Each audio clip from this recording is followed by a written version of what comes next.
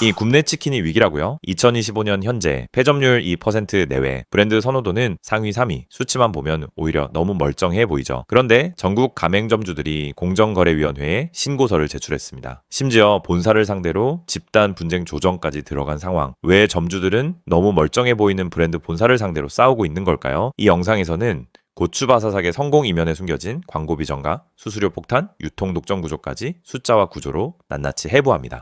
2005년 3월 경기도 김포시의 한 치킨집, 치킨업계는 이미 포화 상태였습니다. 프라이드와 양념치킨이 시장을 양분하고 있었고 BBQ, 교촌, 페리카나 같은 브랜드들이 치열하게 경쟁 중이었죠.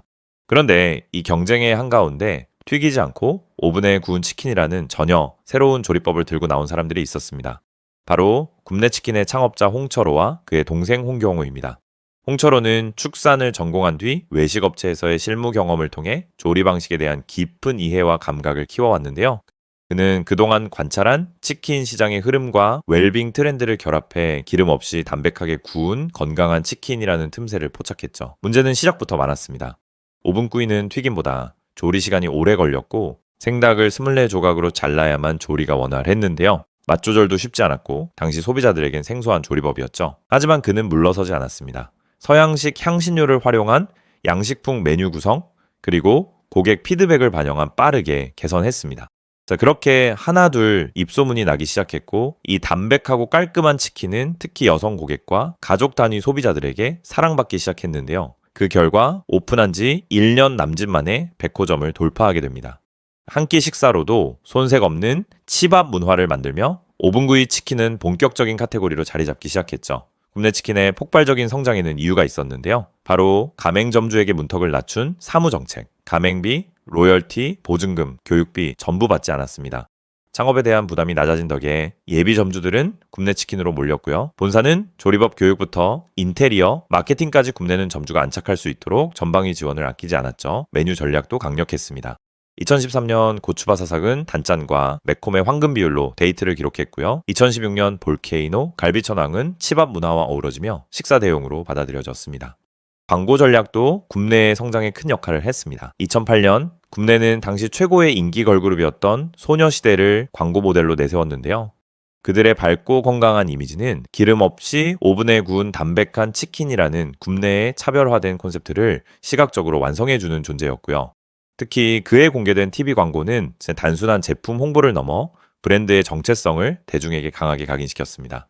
굽네를 원해라는 중독성 있는 시는 귀에 쏙 들어오는 멜로디 덕분에 소비자들의 기억 속에 깊이 남았죠. 단순한 브랜드가 아니라 건강한 치킨이라는 새로운 시장을 만들어낸 창업자의 통찰력, 여기에 진입장벽을 낮춘 사업 전략, 그리고 강력한 메뉴와 마케팅 조합까지 굽네치킨은 꾸준히 성장하며 전국구 브랜드가 되었습니다.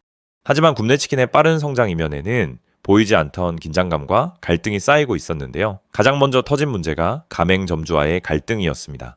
본사는 전국적으로 광고를 진행했지만 그 비용의 상당 부분을 가맹점주들에게 전가했죠.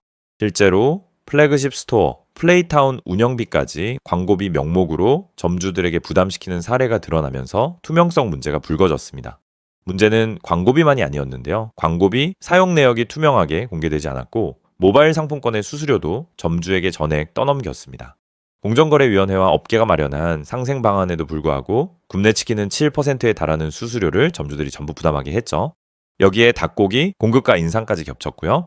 홍철호 일가가 소유한 유통업체 크레치코와 도축업체 플러스원을 통해 공급되는 닭고기의 가격을 본사가 일방적으로 올리면서 점주들은 마진 압박에 시달렸습니다. 특히 2022년 3월 고정가였던 닭고기 공급가를 시세 변동제로 변경하면서 점주들의 원가 부담이 크게 늘었죠. 가맹점주들은 결국 집단으로 공정거래위원회에 신고하게 되는데요. 시위가 벌어졌고 가맹점주협의회는 분쟁 조정을 신청했지만 본사는 정상적인 절차라는 입장만을 반복했습니다. 그리고 또 하나, 굽네의 닭고기 공급망은 전적으로 창업자 일가가 지배하는 구조였습니다. 창업자 홍철호는 도축업체 플러스원의 지분 98.4%를 보유하고 있으며 유통업체 크레치코는 자녀들이 100% 소유하고 있죠. 이 구조는 원가 경쟁력과 품질 관리는 가능하게 만들었지만 동시에 일감 몰아주기, 편법 승계라는 비판도 피할 수 없었습니다. 2025년 굽네치킨은 다시 한번 위기의 파도와 마주하고 있습니다. 이번 위기는 내부 문제가 아니라 외부 환경 변화에서 비롯됐는데요. 지난 겨울 이후 조류 인플루엔자 확진과 이상 기온이 겹치고 영남 지역 산불로 인해 순살과 부분육의 공급에 큰 차질이 생겼죠. 일부 가맹점은 주문량의 30%만 공급받는 상황에 놓였고, 이로 인해 매출이 20% 가까이 줄어들면서 정상적인 영업조차 어려워졌다는 목소리가 나왔습니다. 여기에 배달 수수료, 인건비, 임대료 등 고정비까지 계속 오르면서 굽내는 결국 지난해 4월 주요 치킨 메뉴 9종의 가격을 1,900원 인상하기로 결정했죠. 하지만 최근 실적을 보면은 가격 인상에도 불구하고 매출액은 191억 원 줄었으나 영업이익과 당기순이익은 오히려 50억 원, 31억 원이 증가한 것으로 나타났습니다. 반면 가맹점주들은 여전히 비용 부담과 수급난으로 어려움을 겪고 있죠.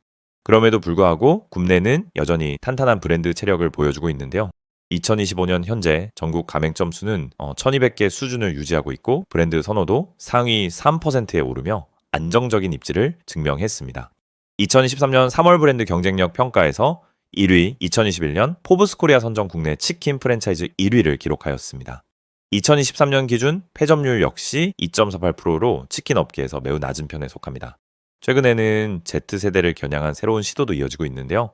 오븐 클래스, 굽내 플레이타운 같은 체험형 공간을 통해 소비자와 직접 소통하며 브랜드 경험을 제공하고 있습니다. K-팝 공연과 연계한 마케팅도 활발히 진행되며 건강하고 젊은 브랜드로 다시 리포지셔닝 하려는 움직임이 계속되고 있죠.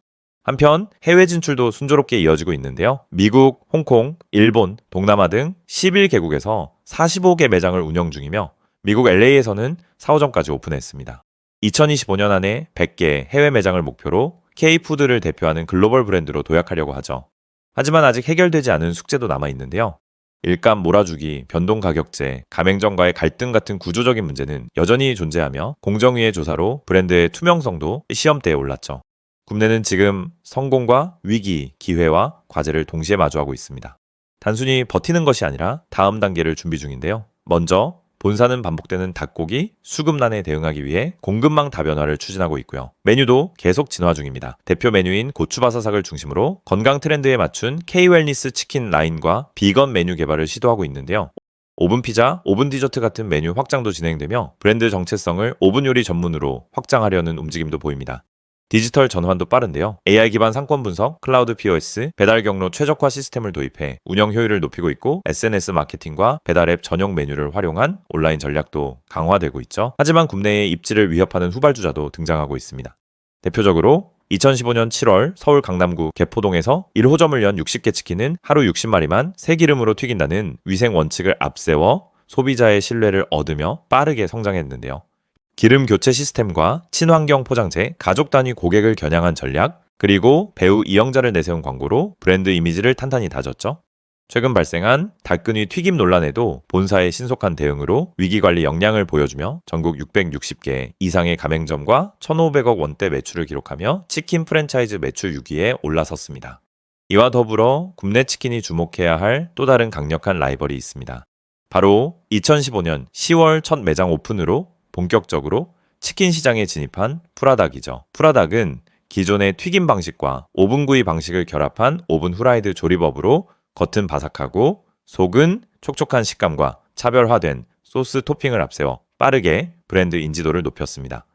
블랙골드 컬러의 고급스러운 패키지와 SNS 친화적인 비주얼로 젊은 층을 중심으로 입소문을 탔고요. 마블로 악마 등 중독성 강한 신메뉴로 매운맛을 좋아하는 소비자들에게도 큰 사랑을 받고 있습니다. 프라닭은 단순한 치킨 배달을 넘어 치킨, 요리가 되다라는 슬로건 아래 고객에게 새로운 경험을 선사하며 고급화와 감성 마케팅에 주력하고 있죠. 창업 지원과 가맹점주 상생 정책으로도 긍정적인 평가를 받고 있는데요. 최근에는 코로나 이후 경기 불확실성과 원자재 가격 상승 등으로 실적이 일시적으로 하락세를 보이기도 했지만 여전히 전국 700개 이상의 가맹점과 월 평균 3,460만 원 수준의 매출을 기록하며 치킨 시장에서 강력한 경쟁자로 자리하고 있고요. 프라닭은 치킨 시장에서 차별화된 브랜드 경험과 혁신을 이끄는 대표 주자로 성장하고 있죠.